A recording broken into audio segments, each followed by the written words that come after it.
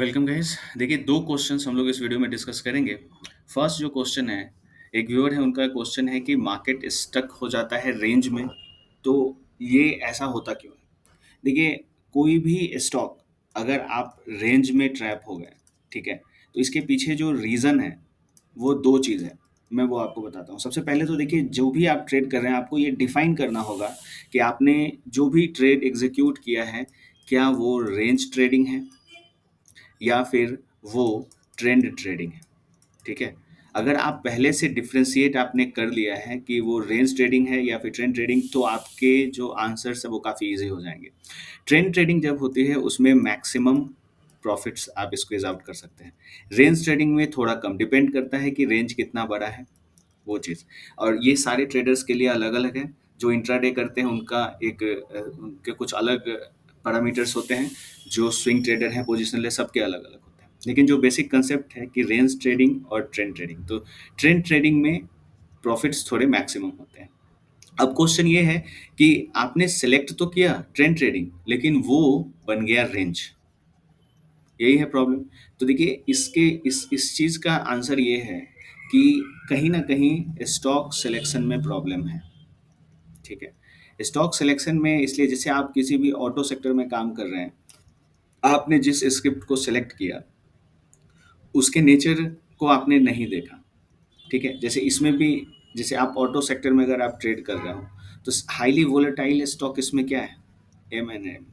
तो ये चीज़ जब आप ट्रेड करोगे, आप बार बार ट्रेड करोगे, उसके नेचर को देखोगे, तो आपको ये चीज़ें समझ में आएंगी। तो अब इसमें अगर आप देखोगे कि स्टॉक सिलेक्शन में जब आपने कोई भी ट्रेड लिया और उसमें मूवमेंट नहीं आने का प्रॉब्लम है कि स्टॉक सिलेक्शन में दिक्कत है। हम लोग उस स्टॉक तक नहीं पहुंच पा रहे हैं जिसमें फ्लो जो है वो स्मूथ हो। ठीक है, तो आपको यहाँ पर जो वर्कआउट करना है वो है स्टॉक सिलेक्शन में। ठीक है, नंबर वन। नंबर टू, और इस चीज़ को कैसे करते हैं, ये चीज़ें मैंने वीडियो पब्लिश कर रखा है कोरिलेशंस का। आप उसमें वो चीज़ देख कर सकते हैं कि कोरिलेशन क्या है सेक्टर के मूवमेंट से बाकी सारे स्टॉक्स को कोरिलेट करना है। ठीक है, उससे ये चीज़ें ड्राइव होती हैं। एक और वीडियो मैंने डाली है कि कौन सा जो स्टॉक है वो लीड कर रहा है, इस चीज़ को कैसे पता करें। तो ये चीज़ भी मैंने अभी डाली, डिस्क्रिप्शन में मैं इसका लिंक दे दूंगा आपको। सेकेंड क्वेश्चन को एड्रेस करते हैं, I cut winning trade fast, why? देखिए, सबसे पहले तो ये एक कॉमन प्रॉब्लम है, ये हर किसी के साथ होता है। कोई भी ट्रेडर जब आप प्रैक्टिस करते हैं तो शुरुआत में यही चीज़ होती है, और इस प्रॉब्लम से आदमी स्लोली निकल पाता है। ठीक है, ऐसा नहीं है कि कोई रूल है फास्ट, आप अपने नेचर को जब चेंज करोगे तो ये चीज़ें आएंगी। अब इसमें देखते हैं कि इसके पीछे रीज़न क्या है। ठीक है, अब आप देखिए कि जब आप ट्रेड लेते हैं, कोई भी ब्रेकडाउन हुआ, आपने यहाँ पर ट्रेड लिया, आपके स्टॉप लॉसेस यहाँ पर है। ठीक है, अब मार्केट में फर्स्ट आपकी एंट्री यहाँ है, टारगेट्स आपके यहाँ हैं। अब ये फर्स्ट मूवमेंट हुई, उसके बाद आप क्या देख रहे हो कि मार्केट ऊपर आ गया यहाँ।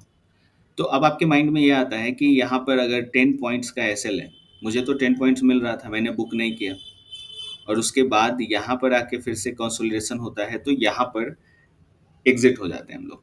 ये समझ के, कुछ लोग यहाँ पर भी हो सकते हैं, कुछ यहाँ पर भी हो सकते हैं, लेकिन जब एग्जिट होने के बाद मार्केट एक शार्प फॉल देता है। ऑब्वियस, मोस्ट ऑब्वियसली, मतलब most of the times you will see these types of scenarios while trading. All right, then here we need to look on two things. First thing is that कि इसको अगर आप business मान रहे हो, ठीक है, तो अगर आपका रिस्क जो आपने डिफाइन किया हुआ है वो अगर आपने 10 पॉइंट्स का रखा है, तो आप ऐसा नेचर बनाना चाहिए कि आपके अंदर एक कंपल्सन फीलिंग आनी चाहिए कि मुझे 10 पॉइंट्स चाहिए ही चाहिए। अगर अगर नहीं मिलता है तो ठीक है, एनालिसिस जो है वो मेरी रॉन्ग है, एक्सेप्ट इट।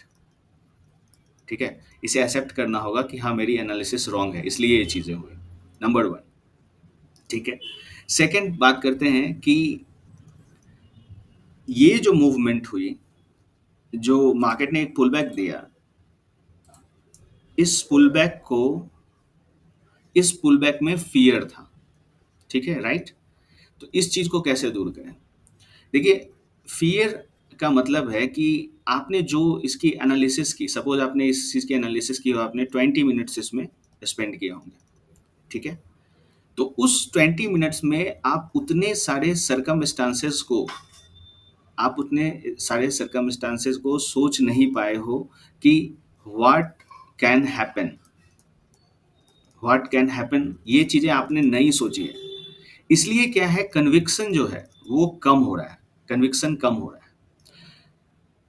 इस चीज़ को सही करने के लिए आपको क्या करना है, जो इसे आपको इस तरीके से देखना है कि जो भी चीज़ें हो सकती है, व्हाट कैन हैपन जो चीज़ है, इस चीज़ को आपको लिखना है और इस चीज़ को आपको आप इसके पीछे जितना ज़्यादा, the more time you will spend,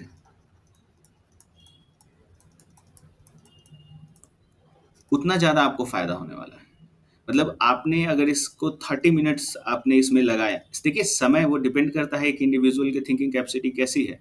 लेकिन मेरा कहने का ये पर्सपेक्टिव है कि आपको ये देखना है कि जिस तरह से भी मूवमेंट हो सकती है, व्हाट कैन हैपन, इस चीज़ को आपको एनालाइज़ पहले से करना है और सारे जो मूव्स हैं, जो भी पॉसिबल मूव्स हैं, वो पहले से आपके माइंड में होने चाहिए, ठीक है? अगर आप माइंड में इन चीज़ों को रखते हो, तो फिर आपको यहाँ पर फ़ियर नहीं होगा। क्योंकि आप जिस तरह से भी मूवमेंट हो सकती है और आपको क्या डिसीज़न लेने हैं, वो चीज़ें आपने माइंड मेकअप करके रखा है, तो आपका ये जो डर है, वो ख़त्म हो जाएगा, ठीक है? तो एक तो बिज़नेस सेंस होना चाहिए कि बिज़नेस सेंस में अगर मैं ट्रेड कर रहा हूँ, तो 1:1 अगर मैंने सोचा, 1:2 सोचा, ठीक है? देखिए, प्रॉफ़िट्स को लॉक नहीं किया जा सकता, क्योंकि मार्केट में अगर फ्लो आता है, आपको नहीं पता कि मार्केट में कितना बड़ा फ्लो आ जाएगा, ठीक है? एग्जिट का जो तरीका है वो अलग है। फिर से मार्केट अपने लो को ब्रेक ना कर रहा हो, तो फिर आप एग्जिट हो सकते हो। यहाँ पर फिर से बायर्स आ रहे हो, स्ट्रांगली बायर्स आ रहे हो, लो को ब्रेक नहीं कर पा रहा है, तो यहाँ पर आप एग्जिट हो सकते हो। लेकिन आपको एक बिजनेस सेंस होना चाहिए कि ठीक है, अगर मैंने ट्रेड एग्जीक्यूट कर ही लिया है, तो प्रॉपर रेशियो में मुझे निकलना है, ठीक है? और सेकंड, यहाँ पर ये फियर का जो आंसर है कि इसके पीछे रिसर्च होनी चाहिए कि क्या चीज़ें हो सकती हैं। उसके बाद आप यहाँ पर आपका ये फियर ख़त्म होगा, और फियर ख़त्म होगा, सारे जो कॉन्सिक्वेंसेस हैं, जो भी मूवमेंट हो सकती है, उन सारे मूवमेंट्स को पहले से समझ के और उसके बाद उसमें जब ट्रेड परफॉर्म करता है, तो उस समय उन चीज़ों को माइंड में रखना। राइट? Alright guys.